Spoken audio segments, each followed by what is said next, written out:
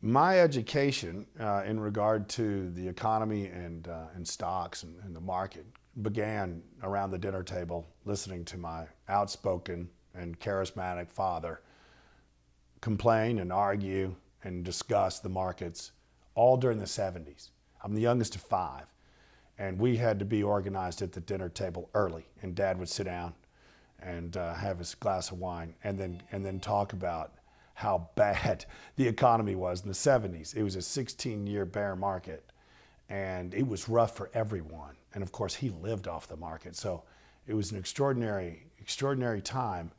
Anyway, I got to learn a lot from him about the economy, about the market. So I learned so much from him, and it was so bad, and the message from him was so bad that I actually chose actively not to get onto Wall Street. I got an English degree, and I basically went to work for an advertising agency in New York, and I did stand-up comedy at Catch a Rising Star, the hottest club in the world at the time. So I was an entertainer really, and a writer, and a creative guy. And I really planned my life I was going to follow that path. However, that early experience with Dad always intrigued me. I became more and more interested in politics, policy, and the economy and stocks. And he actually asked me to start editing research reports for him. When I was in New York, I started doing it. I fell in love with companies, and game over. I switched my career, went to work on Wall Street, and became pretty good at it. I was a good stock picker. Ran a division of a small boutique firm, so I spent about 13 years, on Wall Street before I met a gentleman by the name of Arthur B. Laffer, the great economist and PhD economist who invented the Laffer curve. Very influential, obviously, was, in Reagan's group. He convinced Ronald Reagan to cut tax rates from 70% to 28%, setting off what they call the Reagan Revolution. I went to work for him for 5 years, traveled the world while he gave speeches all over the place, spent many a night discussing the economy and politics, policy, and stocks with him, and developed a tremendous framework, which I've now developed much further.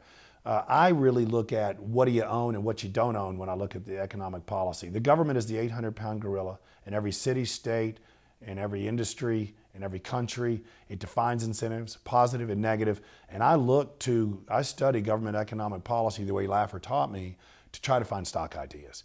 It's fiscal policy, trade policy, monetary policy, or regulatory policy. And they're always disturbing, or let's say altering incentives in the marketplace. There's always a stock idea to be gotten from changes in government policies. So I began producing a great deal of the research at Laffer, which was a great deal of fun, and then started giving speeches, the cheap and free speeches.